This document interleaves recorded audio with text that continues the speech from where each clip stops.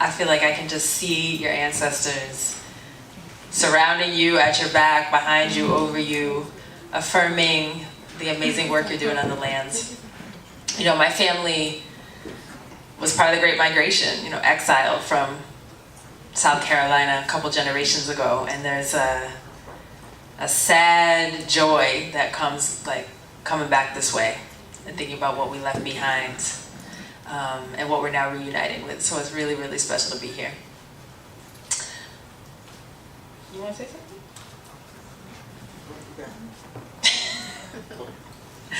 All right. I should do my remarks, right? Or you want to? I think the way that we can just kind of flow. You know, it's all good. I mean, this is not as now academic. Where tomorrow will be a little more academic. This is going to be a little more personal story. Yeah, I thought it would be a good idea that instead of us getting into your whole presentation for tomorrow, I would do something a little bit more resonant for the moment, I guess. Because we got predominantly people of color in the room, right?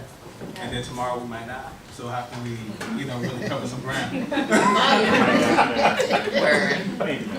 So there's a story I want to share with y'all that I've been thinking a lot about. So I'm Black, I'm also Native, I'm also European, a lot of heritages. And recently at Soulfire, we've been doing a ton of organizing work with Native community because we're in a giant land reparations project. And frankly, it would be pretty disingenuous and messed up to do land projects without the folks who originally owned the land. And it has been humbling, fascinating to understand all the ways that we have harmed each other as Black and Native folks, all the ways we've been in solidarity, everything from Buffalo soldiers to Cherokee slaveholders. So I want to tell you this story that was gifted to me by Haudenosaunee elders. So Haudenosaunee are the original people, the Six Nations people of much of New York, which is where we are upstate. In fact, the US Constitution is partially based on their democracy. They have one of the oldest democracies. So this story is part of their creation story. It's about Sky Woman. And Sky Woman is a deity, right? She's like the daughter of the universe. And she was like peeking down on humanity 10,000 years ago or so. It was the hungry moon, it's February, it's about now, like all the food's running out. And all people have in their baskets is the seed that they're gonna plant for the next year. So it's not looking too good. But she doesn't just wanna help them out without really seeing what their character is, right? So she goes down to the people in the longhouse and clothes herself as a beggar and puts out her hand and says, I'm hungry, feed me. And the people, even knowing that their future was at stake, they're generous of heart. So they took all their seed from their baskets, a little bit of dried this and that they had, and they cooked a stew and they gave her the one bowl that they had.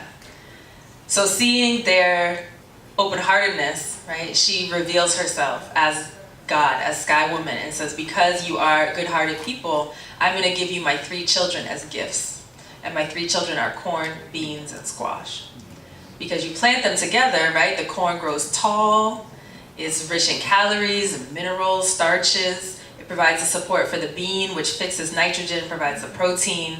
The squash has actually natural pesticides that protect the bean, and the seeds are full of oils and the minerals, so you're good, like if you have corn, beans, and squash. And so the people weren't hungry anymore. And I've been thinking a lot about this story because corn is the most sacred crop for Turtle Island folks, including the Taino, including my ancestors from the Caribbean. And Native folks here even gave it to Africans before the Portuguese ever landed in Africa. So it's a sacred crop in Africa too. It's the mother of life, it's 10,000 years old, it's used in ceremony. When I was initiated as a queen mother in Ghana, we were only allowed to eat maize and millet. Those were the sacred foods, right? So, but you look at, it was also gifted to white folks. And I was thinking a lot about what the colonizers did to this food. Monoculture, genetic modification, over-fertilization leading to the dead zones in the Gulf of Mexico, literally turning it into corn syrup that's being pumped into the veins of our children and fueling the diabetes and obesity crisis, right? Whoa. So it's like the bastardization of this sacred gift. It's the commodification of the holy mother maize. And I've been just trying to reframe my whole situation at Soulfire, my whole work, as how do we actually decolonize and re-indigenize our relationship to the seed, to the soil, to one another. Because we've all been colonized to some extent, we've all bought into it, right? So what is that work to actually extract and reclaim? Like our ancestral grandmothers, they braided the millet, the sorghum, the cowpea, the black rice, the melon, the molokia, right, into their hair because they knew the seed was sacred. And they fought in every generation to maintain the sanctity, but we're up against the empire. And so that's what I've been thinking about recently. What have you been thinking about? No pressure. I've really been thinking about equity. What does it mean for people of African ancestry to regenerate spaces? What does it mean to be a person of African ancestry in Richmond, Virginia, and working to reclaim the land, working to feed community in the face of opposition, I think. I'm hesitant to use the word opposition, right? I think I'll use the word resistance, because I think people don't. Outside or inside? Both. Yeah. In your book, you talk a lot about historical trauma and internalized racism. So internally, I think about that. But I also think about resistance from white wealth, right? And what does that look like? I've been spending a lot of time thinking about white wealth, right? And it's a really interesting conversation when you start to think about the work that we need to do in order to reclaim, our space, and who owns the spaces, or quote unquote owns, like who has possession of the spaces, and what does it take to get them to relinquish and redistribute that. So I don't want to get too deep too early. I think we gotta ease into it. But what I was going to ask you to kind of start with is just give us a rundown of what is it that you, what is it that brought you to the work that you do now, and what inspired you to write this love letter to communities of color specifically, and to people, period, in relationship to liberation of land? Wow. Yeah, I want to talk about white wealth, but yeah, we should probably start at the beginning and then get to that. Let's see. I mean, I grew up totally in love with the earth because I was in a rural white town, and believe it or not, my light-skinned self really stood out in that town. So my sisters and brothers and I, we were harassed, like beaten, kicked. I mean, it was really rough. People don't joke up there. And so we didn't have any friends except the trees. So we spent a lot of time, and I'll tell you, my sister and I thought we invented, like y'all know about Orisha tradition or Ifa, like nature-based traditional African religion. We thought we invented that because we would just go in the woods and make these temples and stuff. Our ancestors were trying to help us out. So when it came time to get a summer job, my mom and dad split. My mom was in Boston, and the Food Project, which is this urban farm youth thing, was just coming into being. I got the job. I was totally hooked. Like, here's a space where I'm around Black and brown folks. I am finally belong. My weird earth-loving self can be getting dirty, and we're doing all this great community work because we were, in domestic violence shelters and farmers markets and stuff. Little did I realize farming was not like that outside the Food Project. So I was just like, oh, I'll get a job at another farm. Looking around. So I didn't give up though. And the reason I didn't give up, I worked at many rural farms. I've been farming 22 years. And it was because at one farming conference, Northeast Organic Farmers, I went around with these little slips of paper. And anyone with melanin, I was like, meet under this tree at 1 o'clock. I was like 17 years old. I was like, we're gonna do this. And there was maybe 10 of it. It was like one table, And Karen Washington, who is a farmer at Rise and Root Farm and is a national organizer for Black farmers, was there. And she looked at me and she's like, don't give up. I can see that one day, we are gonna make a change and you're gonna be part of that change.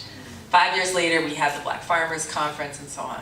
But it really was that moment when I was questioning, am I a race trader? Like, does this even make any sense to be doing the sustainable farming? And at the time, I didn't have any idea that the CSA was started by Booker T. Whatley, as was Pick Your Own. That George Washington Carver was the one who gave us leguminous cover cropping strategies and compost. I had no idea that Cleopatra came up with vermicomposting, or that the Ovambo people of Namibia gave us raised beds, or the Kenyans came up with terracing. I had no idea that our folks had innovated pretty much every sustainable agricultural technology that we take for granted as ahistorical.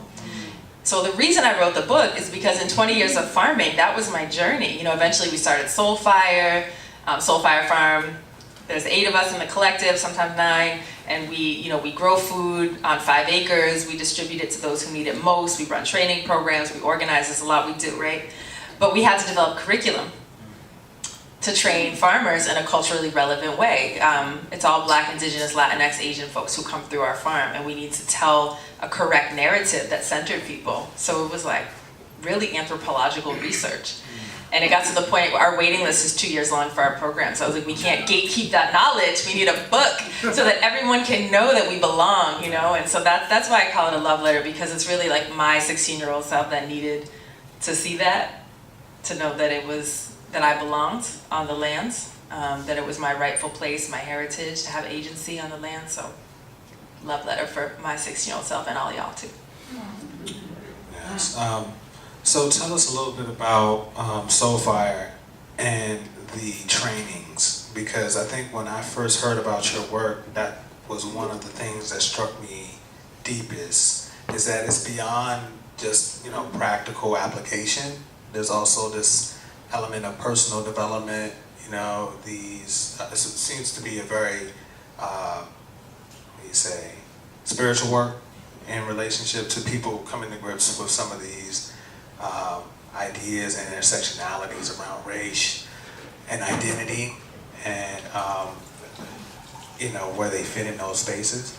So can you tell us a little bit more about how, what does that look like, and what is that about? Yeah, definitely. I mean, it was really honestly a surprise to me, because the earth was never traumatizing for me. I was lucky in that way, because the people were traumatizing. So I'm trying to do these trainings and sit everyone down and teach them about cation exchange capacity, which is like the dopest soil indicator. I just love its stickiness. And then I was trying to, teach them about the best herbs to put around your apple trees. And we did all that, like we're spreadsheet people.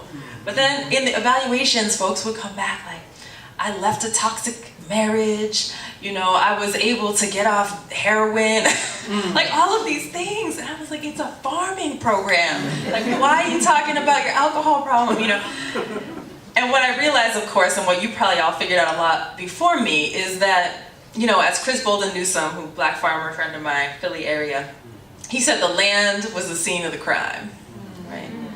And so there's a way that we have all this trauma because of slavery and sharecropping and convict leasing and the lynching that happened because we had the audacity to try to own our land. We have all this inherited cellular trauma that makes like the dirt can be triggering for folks, or bending over can be triggering for folks.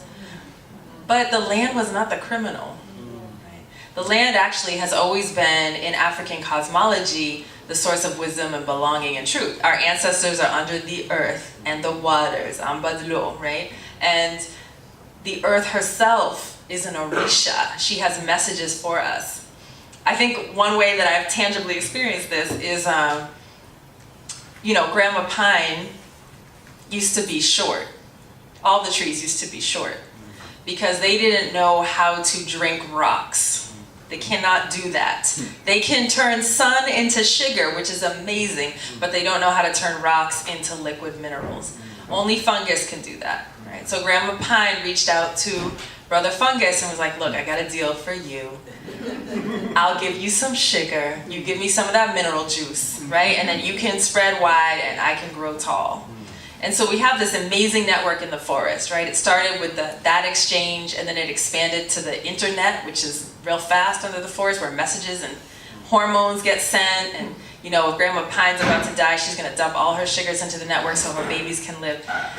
I believe, and our ancestors believe, that when you touch your bare feet to that forest soil, when you put your hand on that tree, you actually get that information about what it is to live in community, what it is to have true cooperation, true mutual aid. And that's information that informs our human society, right? So when we're separated from the earth by layers of concrete, I feel like we walk around with this like aching little hole where we can't quite figure out what we're missing or what we forgot or what the meaning is. And it's when we get back connected to the land, like, yeah, we grow food, that's very important, but I think we also find that piece of our souls that we left back in the red clays of Georgia. So. Oh yeah, I didn't answer your question. Yeah, it's gonna. It's okay. The guy said about the trees. I mean, that's a powerful metaphor, and I mean, I think that, you know, as gardeners and as farmers, you know, like, we live in this world of metaphor. My brother Ross Kofi, you know, he always says that the farm is life, right? And it's if anyone's been in the Gannett Urban Gardener program, you probably hear us, you know, talking about what are you composting, or just talking about trying to correlate these messages and the gardening techniques to real life. But you know, I want to dig into this component of your work that deals with that human development that is tied into the working of the land. What afforded you, like, how did you come up with the model, or how has it been evolving to do trainings around racial justice in a farm context, right? Because for those who may or may not experience racial justice, kind of this space is very unique. It's a very, how you say, it could be a lot of talk, right? But then at the same time, it sometimes can be exhausting to just continue talking, right? About what does justice mean, what is microaggressions, what is an ally, and all these type of things. But, you know, for me, I'm often wondering, how do we move beyond just talking while recognizing that talking is a thing to do? And what I've seen in your work, it appears that you all have found a fusion between a dialogue and here, let's do something together that, you know, can unpack. So maybe you can help us, like, understand what your racial justice kind of orientation is, and how did you get there, and how did you end up doing trainings at Soulfire? In that world. Yeah. I mean, there's sort of two kind of trainings we do. So we have like Black, Indigenous, people of color spaces where we learn how to farm, and we do the healing we need to do for ourselves. Those are caucus spaces. And those came out of that evolves based on what the community says. We're lots of feedback loops. We want to learn more of this, less of this, you know. And we have our spiritual baths, our drumming, our dancing, our storytelling, all of that. The white people work, which it sounds like what you're talking about, we actually tried once to do like a white people week-long training on racism. It was very powerful for them. I'll give you one quick anecdote. This was actually amazing. So white folks often imagine that they don't have culture, right? Because the job of white supremacy is to erase ethnicity, including your Italian, your British, you know, wherever you're from, is to erase. And so there was this interesting moment when, for all of our programs, regardless of who's coming, we have a little spot in the application where we say, you know, what kind of cultural elements you want to share with the group. Do song, dance thing, because then we do a night and we share. Black and brown folks always fill it out, so I never thought anything. And then 0 of the white, they just left it blank. It was fascinating. So it made me think when they came to the farm, because I'm not about like, I mean, it's fine if you all are, but I'm not so much about like shaming and all that stuff, but it was an important learning point. So I just said, okay, for the week, we are going to have a non-appropriation week. The tablecloths cannot be appropriated patterns. The food cannot have appropriated spices. The music cannot be from anyone else's culture. Everything we do has to come from y'all. And they were totally dumbfounded. Like, I was like, call your grandma and find out what she cooked, because we're not cooking, you know, we're not making burritos, like we're not doing that. So we're making borscht, like we're gonna do your grandma's recipes. And it was really amazing because at the end of the week, you know, there was a lot of deep learning and tears, you know, all things, people did the culture share. But for our Black staff, this was a very traumatizing week. So we stopped doing that. So now we do those type of trainings. People were like, I never knew about Dred Scott decision. Oh my God, that kind of thing. It's just really hard to be around, like folks having that raw learning, which they needed to do, but not necessarily in that space. So now all of our racial justice trainings for predominantly white organizations, we go to them. And it's been important for us to have very tangible action steps. So it's not about you changing your mind, it's about you changing your action, which is a Jewish concept. Actually, my husband's Jewish. And so in the Talmud, it says do and then understand. So regardless how you feel, reparations are due, policy changes are due, and we have a very detailed policy platform that Black farmers put together and clear next steps. So you're gonna leave this training and you're gonna commit to 3 and that's your work. That's sort of our framework. So tell us a little bit about that policy platform. I mean, I think you ought to add to it. Yeah, I would love to dig into that a little bit, but can you kind of give us an understanding of like what are some of the ideas that are expounded upon inside of that policy platform? Yeah, I mean, some of them are real dry, like literal policies. Like we need the Air Property Act so that we're not losing our lands. We need to fully fund SNAP and EQIP. And the 2501, which is now something else. So a lot of it is like that kind of stuff. There's also guidelines for if you're trying to partner with communities of color, how to make sure you're not rowing the boat and that you're really being supportive of their agenda, our stated agenda. So there's some of that in there. The thing that's closest to my heart right now is the reparations map and the reparations work, which you alluded to earlier.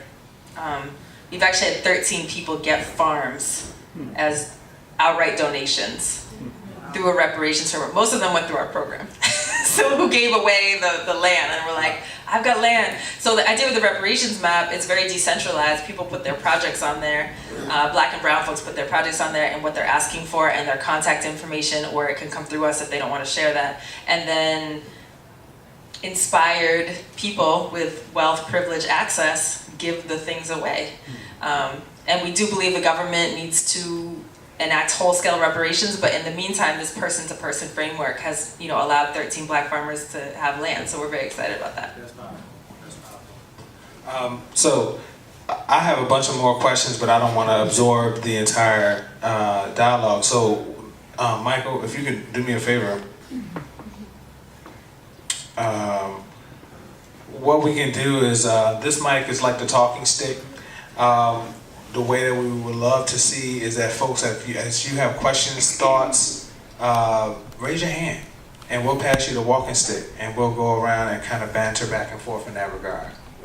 And I'm in y'all's home too, so I really want to hear from you about what you're doing and how, I'm in your home. I want to hear and learn from you too, so it doesn't have to be a question, it could be some sharing. Hello everyone. Go ahead. Talk. Testing 1 2 1 2. Yeah. All right. Hello everyone. My name is Fernando. Go ahead, Fernando. Okay. Give me some. Keep talking. All right. 1 2 1 2. Yeah, you got it. Testing. All right. All right. We have I'm from a family farm down in Southampton County. Family farm about 100 years old. But we're experiencing a lot of Black farmers in a situation that they're losing their land because they can't even make enough to pay the taxes. So we're looking at alternatives. And right now, some of the farmers, we're trying to educate to take a look at growing hemp. I know some of you are aware of the new farm bill that just passed, where hemp will be legal to grow process. And I'm wondering if your organization or people you've been working with, have they been educated on this new agriculture industry and how valuable it will be in the near future? I think Michael can say something to that. Yeah. Not to be on the line, but we've had several conversations about it. Yeah, you should speak to that, Michael, since that's your, That's your thing. You do that thing. Because we got offered a contract and we're deciding, so we've never grown it. Yeah. Thanks. Okay. Introduce yourself. Go ahead. I'm Michael Carter with Virginia State University Small Farm Outreach Program. Hemp is now legal in Virginia. No longer industrial research, but now available to be grown based on the Farm Bill. There's now 3 bills in the House of Delegates that's going through to fully legalize hemp, so there's no difficulties with it. To me, personally, it's a great market to get into. Just talking to the Commissioner of Agriculture as well as the Secretary of Agriculture yesterday. To me, that's our small form of reparations. Because it's an advantage to be able to grow it, because hemp is not going to not have a market. How many of us have ever smoked hemp's other form?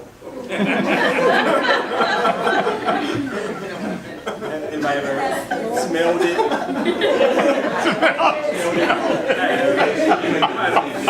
It's not marijuana. It's cool. Yeah. So a lot that's what we run into when we in our community. That as soon as you mention hemp, it's perceived as marijuana, and that's not the case at all. The hemp that we're growing is going to be less than 0.3% THC, so it's mostly CBD. However, if you fertilize hemp, it moves into marijuana. So they are the same, but they're different. So it's if you fertilize hemp, you will have more than 0.3 THC.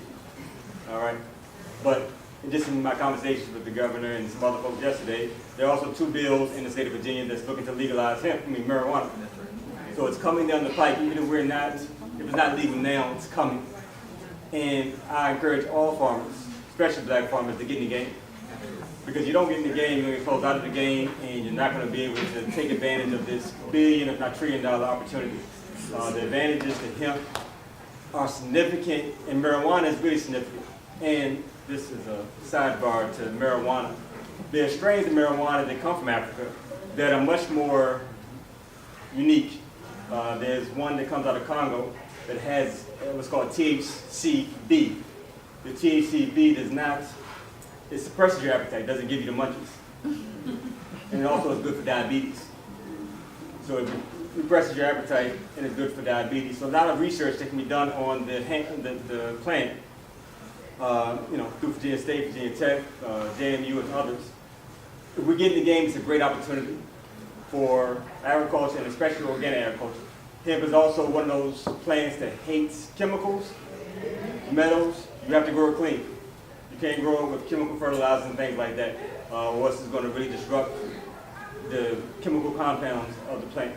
So for black farmers, I would definitely say apply to get your license. A $50 license through VDAX, Virginia Department of Agriculture. My farm is about to be licensed. Mr. Cliff Slade's farm is licensed. His brother Zebo's about to get a license. Get in the game. And for $50 to get in the game, that ain't bad at all. But anyway, that's my...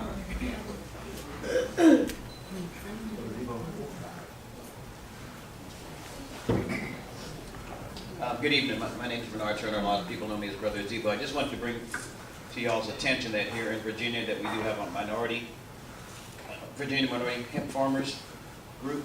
Brother Fernando, Brother Prince, we're all part of that. So if you're interested, just get up with us. Look us up on Facebook. Okay? But if you don't, you will get left out.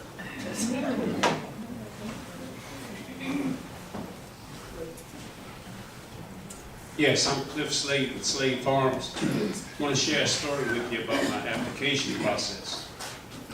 I was one of the first of 17 in Virginia to apply. I got my permit right away, but being the public relations person I try to be, I called my local sheriff and said, Sheriff Turner, I just got a license to grow hemp. Folk are going to say, yep, that's why he's been so successful, because he's been growing marijuana all the time. And I wanted him to know that because I figured someone was going to tell him I was growing marijuana. And he said, I know. How you know? And he said it was covered in the Virginia Sheriff's Association meeting that these applications were coming out.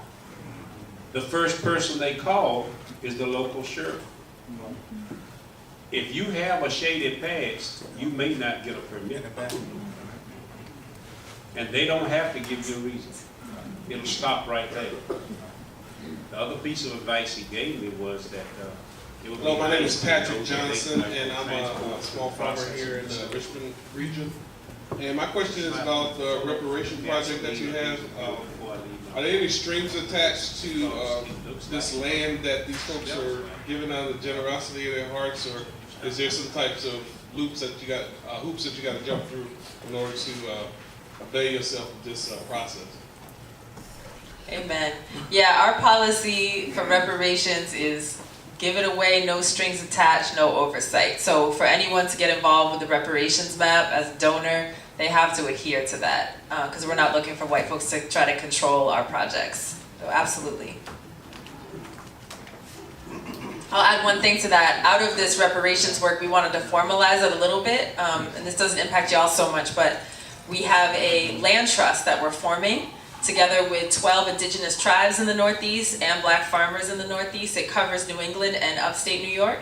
We're in the incorporation process right now, and that will allow people to donate lands because it will be a nonprofit organization. They can get their tax break and all the stuff, conservation easements, in the land trust, and the land trust can then redistribute those ground leases to the farming community, to the indigenous community, because there was a lot of interest, but some owners, can't give it away like that without, some kind of tax break or da-da-da. So we're creating an organization that's run by Black indigenous people to formalize that. And I know that SAFON in the Southeast is trying to do something similar in the future. So hopefully every region will have these types of land trusts going forward.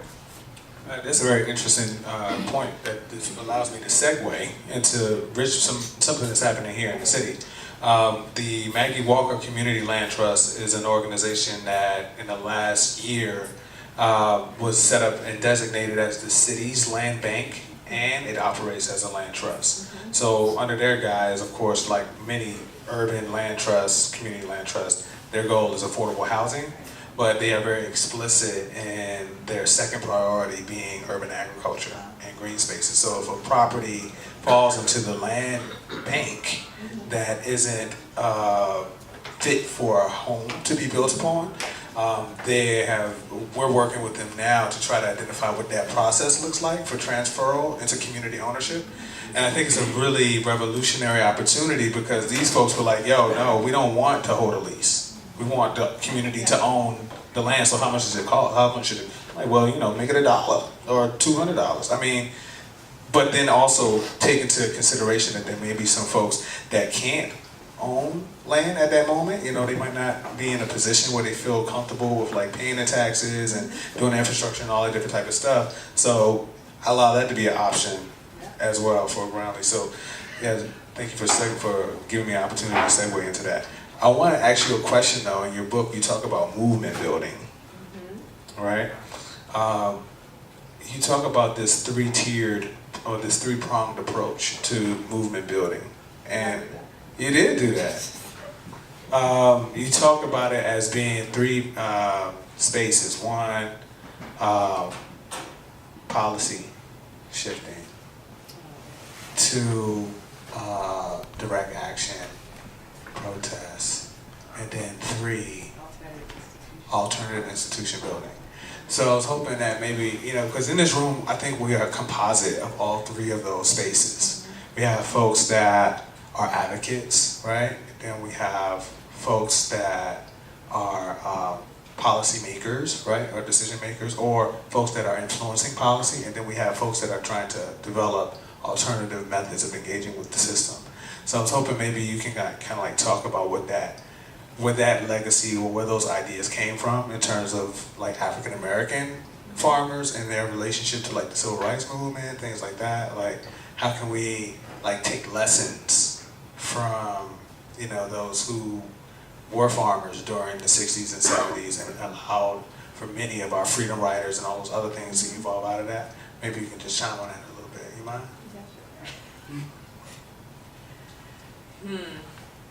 Yeah, that original idea, I like to think in threes because my elders in Ghana, in Krobo land, they say latte ete no no da, which is 3 stones make the cooking pot balance. And I think sometimes in our movements we get real caught up with criticizing each other, too radical, not radical enough, not hardworking enough, and really we need all 3 prongs. It's the folks who are chaining themselves to the pipelines and squatting up in those redwood trees that freak out the policymakers and make them come to the table with the reformists to actually change the law and get something, done. And then you have the institution builders, like many of us in this room, that are painting a picture of what's possible in a changed world, so we know what we're striving toward, right? And creating these sanctuary spaces. So all of it deeply matters. And as far as the civil rights movement, an elder of mine, I'm trying to have more older people in my life because they're so smart and amazing. But Donald Halfkenny, who was a Black Panther, he actually fled the country. He lives in Germany now because he was being chased by the FBI and so on. So he was explaining to me that when he went down as a young 18-year-old to the South to register people to vote, you know, Freedom Summer and all of that, that the Black farmers were literally the backbone of the movements. All the meetings they had, they would go inside of the house of the Black farmers, pretend they're having Bible study, but there'd be like voter registration pamphlets in the Bibles, you know. When the night riders would come and try to get them, the Black farmers would cut down trees and block the only road, you know, coming into the farm to give the activists time to escape. They leveraged their land as collateral for bail money. They couldn't get kicked off their own land because they were not tenant farmers, and so they could go ahead and register to vote, join the NAACP, and so on and so forth. We know the USDA punished them, but at the time. So the point being that these landowning Black farmers, probably many folks in your family, there would be no civil rights movement without y'all. And that's because of the alternative institution building. That was what, those alternative institutions are what provided the foundation for people to go like march and protest, and eventually in '65, you know, to get some legislation change, which was the, you know, the civil rights legislation, exactly. So tell us a little bit about that story. You brought it up, and I think this ties into kind of like maybe what could be our last couple points, right? You brought up the point about the USDA and their role in using your language, punishing, you know, African American farmers. We know we're living, what's it, 2 generations past kind of like the Great Migration, like we're 2, maybe 3 now? Started in 19. It was a long migration. Yeah, so we got like, you know, 3 generations of remove. I know my so I'll use myself as a reference. I got kids, so maybe that'll be the 3rd. So my grandmother, my great-grandmother came to the city, you know, in probably like the 50s, right? And, you know, my mother didn't live in the country. So we still had a grandmother to go to the country to visit in my era. My kids, not so much. You know what I mean? So that's why I say it's like 3 generations removed. But when we talk about the USDA's role in that Great Migration, and not only their role in it, but what are some of the other factors that kind of prompted this mass movement of people of African ancestry out of rural areas into the city? And you know, we can kind of segue into that conversation about white wealth as a result after we get out of that one. Circle back to that. Yeah, you know, I remember when I first learned about the Great Migration, it was just painted all roses, like seeking opportunity in the North and the factory jobs and the Harlem Renaissance and jazz and all of this stuff. And not that there isn't part of the truth, but something that I've learned, you know, in this research is that it was a refugee crisis, right? It was actually 4,500 people were lynched, the houses burned down, the crosses burned, the children kidnapped, right? And all of this was primarily targeting people who were considered too uppity. So they were trying to get off of the plantation. They were trying to own their own land or their own businesses, burning down Rosewood and all. So all of this drove people away. So that was kind of the first wave. But then the USDA, I mean, they've been discriminating all along from the AAA in 34 and moving up ahead. But what Pete Daniel writes in Dispossession is that during the civil rights movement, the USDA programs were sharpened into a weapon to punish civil rights activity, which is why I mentioned that. So if you signed a petition, joined the NAACP, registered to vote, you would go bring your loan application into your local county agent, and they would say, "Oh, I'm sorry, we're closed for the day," right?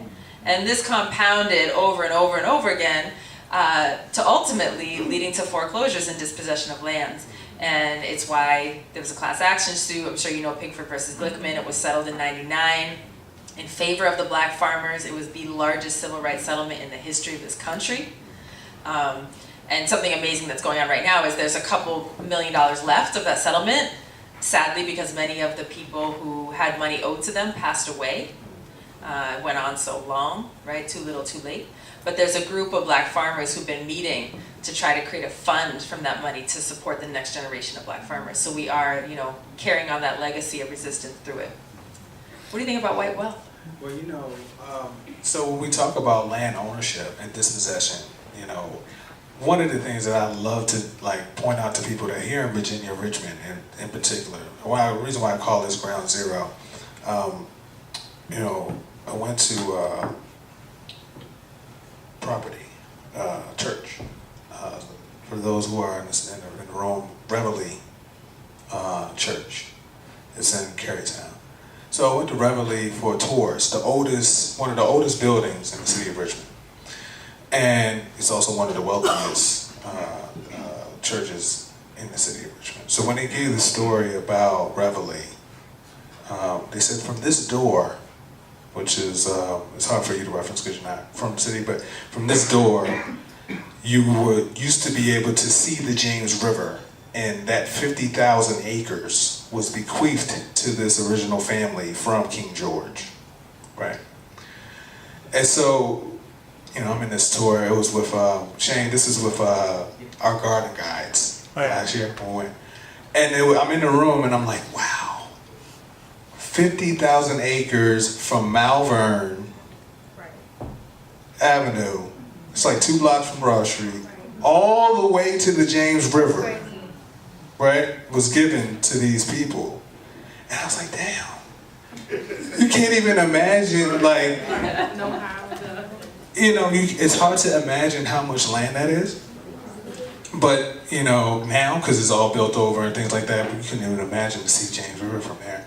But that family inherited and passed down subsequent generations land and also wealth that was accumulated off of that land to, you know, their progeny.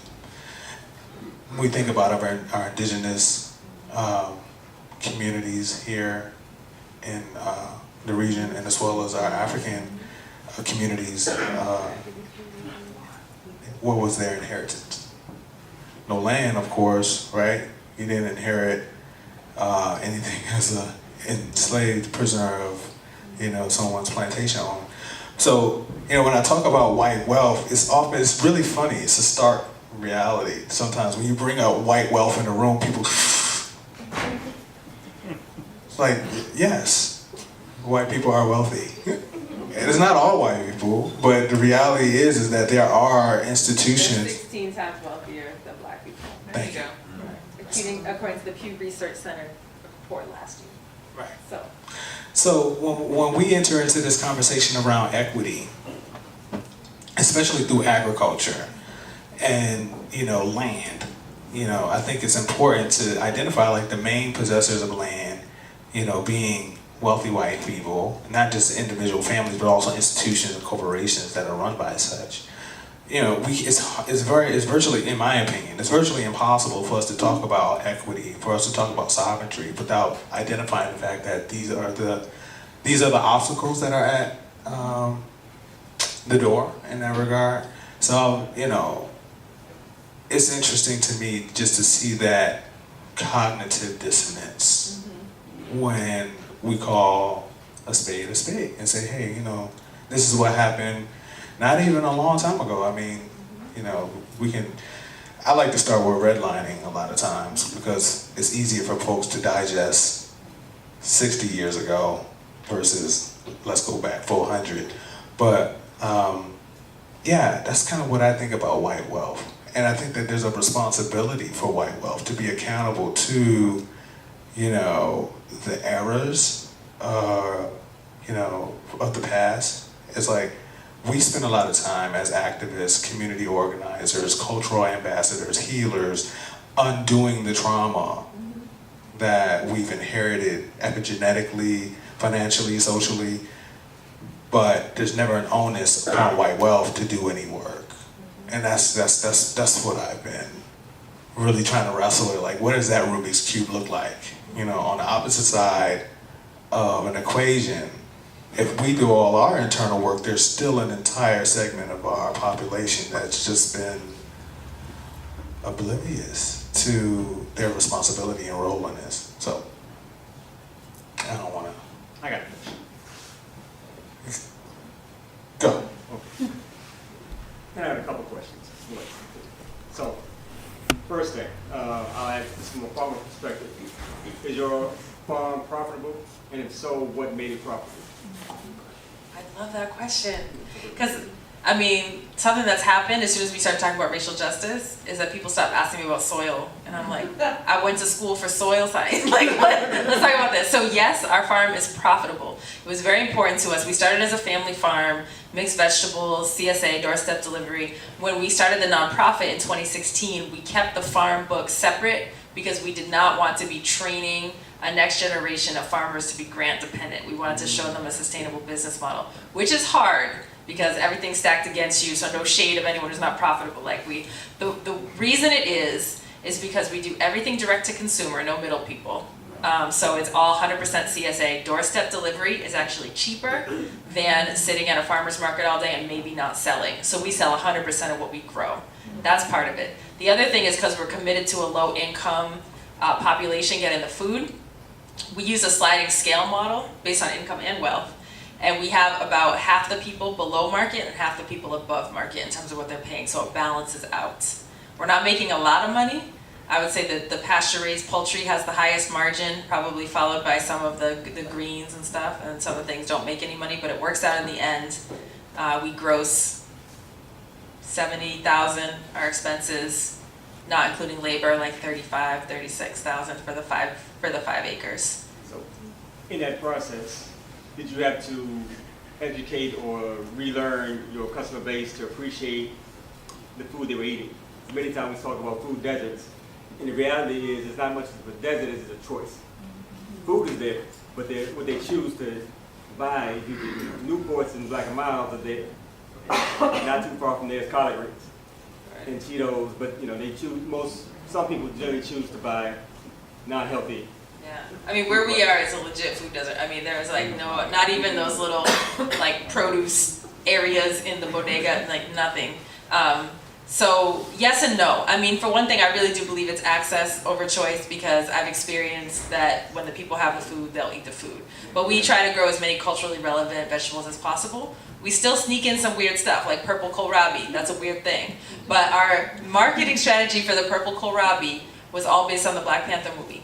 So we grew a lot of purple vegetables. We marketed them as vibranium, as like superfood. People would like, give me more purple kohlrabi because it's anti-cancer, it's da-da-da-da. So we try to like connect,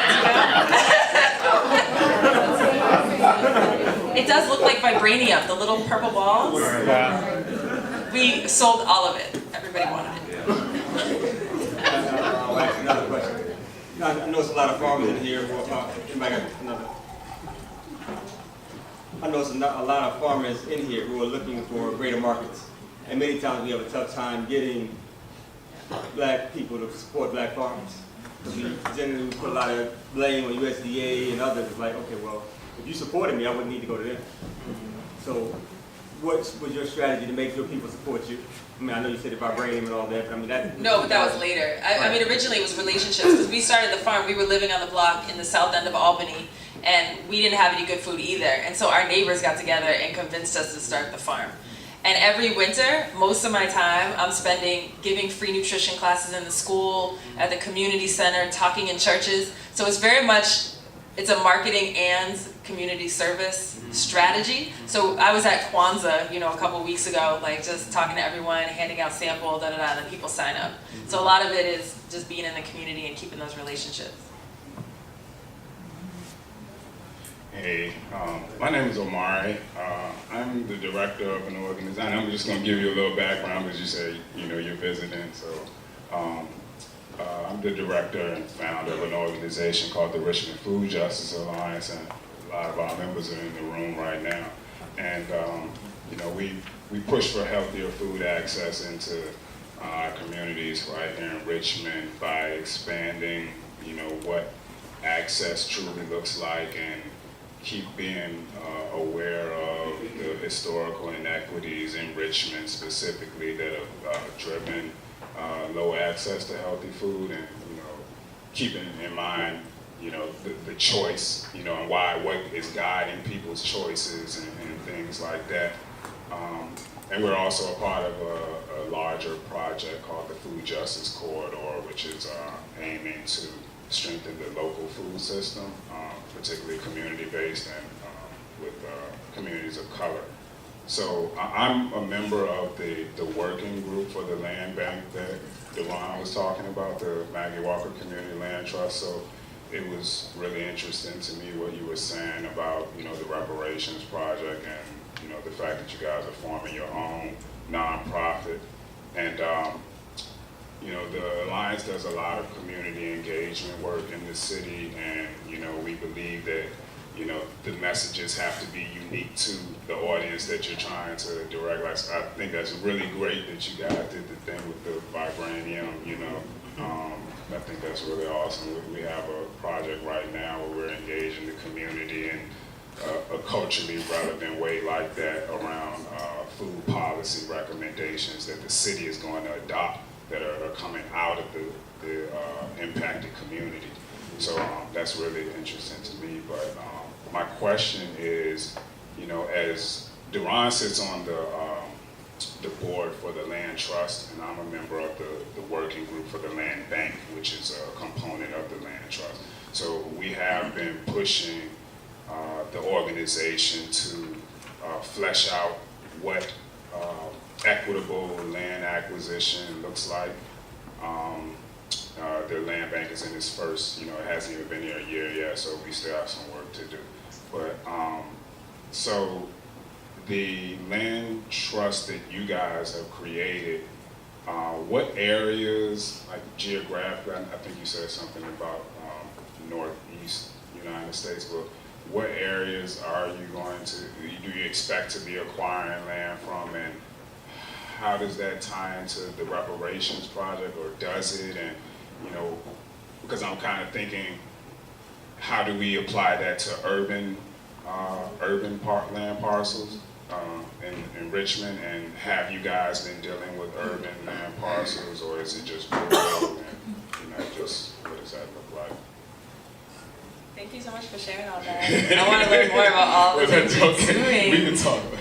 We can definitely talk more. Yeah, the Land Trust is New England and upstate New York, rural and urban properties. And that debate is really hot around leasing versus owning. So the framework of this land trust is no one can own the earth, right? But the land trust is 100% controlled by Black and Indigenous people. So it's not like some white folks are controlling it and leasing it to Black folks, so it's a little different maybe. And then the reparations map is a project of the land trust, but anyone in the country can participate in the reparations map or make your own or whatever. It's just it's like a matchmaking service. I think I had heard about it. That's exciting though. I want to be in touch about your land trust because we're trying to support each other all around the country to do this work. All right, so we're at 8:15, right? And we're supposed to be done by 8:30. I like cutting it close. So what I want to do tonight before we close, I'm going to actually have any closing remarks before I keep going. We got plenty of food here, and there's to-go plates, okay? So if there's extra food, I don't want to have to try to figure out where I'm taking this food, right? So if you got hungry bellies in your home or other individuals that would like to have something to eat, make sure you avail yourself of what's available. Second, we're probably gonna stick around for a few more minutes and get a couple, libations going at the bar just to kind of, continue the conversation after we're done. And if folks would like to, purchase the Farm Wild Black book, Ira has brought a couple copies here for such purposes. Is that correct? I got inspired. You gotta go. Well, no, I bought them and we usually sell them, just at the regular price. But I thought we could try this sliding fee scale because I want everybody who wants one to be able to go home with one. So we'll see how that goes. Okay, so you see that? How does that work? So those three things, make sure you get some extra food because there is extra in this to-go place. 2, book is for sale. And 3, you know, we're gonna make sure that the bartender leaves with a little Skrilla in his or her pocket as well. In the back, Allison? Hi, my name is Allison. I'm the urban farm mobilizer at Churchill Activities and Tutoring, and so I work with a lot of teen urban youth and trying to cultivate these conversations, these dialogue about why farming and being connected to the earth is really important. And for whatever reason, each of them comes with their own different lens and their own different perspectives about work and about family and about life and about food and about eating and what's important. And I'm just wondering, what are some practices or maybe a story or some things that you've seen valuable in your journey? Because I've seen in the book, I haven't gotten to chapter, I don't know, is it 16 with the youth? I'm on chapter 11 still. I've been sitting there for a week and a half. But I'm eventually going to get there. What are some things that you've seen are really valuable and helpful in cultivating these dialogues with you? Oh man, the youth are tough. They come up to the farm in those vans and then they don't want to get out, you know. It's all the chips everywhere and they got the earbuds in and the hood's up and they're just like, nah, miss, nah. They're scared of everything. But you know what they're more scared of than bugs? They're scared of getting left alone in the woods. So when all the other youth leave and go to do something and then like one is left behind, they're gonna come along anyway. And what we found is actually not dialogue, it's experience. So we can't tell them anything, we can't convince them anything, but they get to hold, and this sounds so trite and played out, but honestly they get to hold a chicken, they get to harvest lettuce, they grow the food, they pick flowers and bring it home to their mom, and their mom is happy. They play with my son and make bows and arrows in the woods and target practice. And I swear to God, we have had thousands of young people come out to the farm. And like the universal response is something akin to, can I have my birthday party here? Like, not Six Flags, like can I have my birthday party? And I really think, and maybe this is just my closing, I really believe that the earth has been calling us home and just like longing for us, and that y'all are doing God's work, in tending the land and reintroducing young people to the land. But actually, all we gotta do is make the introduction, because the earth is like ready and waiting and in partnership with us to take it the rest of the way. Albert. Mr. Walker. I just want to say, man, thank you so much I just want to say thank you so much for the invitation to dinner and the discussion and the dialogue. You described something, and I'm sorry, give me your name one more time. Yeah, you. I know Duron. My name is Leah. You described something, and you articulated it so poetically that, like, I think you're right. There is a calling for some of us who are like, it does speak to us, and I appreciate you bringing that to us, and then being around other black farmers and just not even knowing. I know it exists. I mean, I look at Queen Sugar, but like, y'all laughing, but I'm serious. Like, I'm serious. And like, I'm looking at YouTube and I'm looking at homesteading videos, and for some whatever reason, my algorithm don't show me black farmers. And so I'm like, and then so I'm here, then I'm like, what is going on? And I'm just really happy. And I feel like I'm okay. But I'm encouraged, and thank you for your work. I'm gonna get a book, and I'm looking forward to finding connections. And like, where would I find a black farmer who's doing grass-fed cows? I mean, can I do that? Okay, so then this is great. Yeah, you're doing all this happily natural day stuff, and that's cool and that's great, but why you not talking about where food comes from? And I'm forever indebted to that, because the transition of my career, when I finally realized that yes, I need to be getting my hands dirty, it's been like lightning struck and a whole nother universe open. It's like Rick and Morty in the portal gun. Like I stepped into a whole nother, paradigm. Like, whoa, this is what this looks like over here. Like, what was I doing on the other side? Like, so thank you for all of your work here in that regard. So we will be continuing these experiences, the food for thought experiences, in collaboration with initiatives of change. You all should stay tuned. If you are not on our email list, make sure you get on it, because this is the second time we did this. And what's funny about this is that there's a huge level of, like, I don't know, what is the word, kismet, and like that? So stuff is just like happening.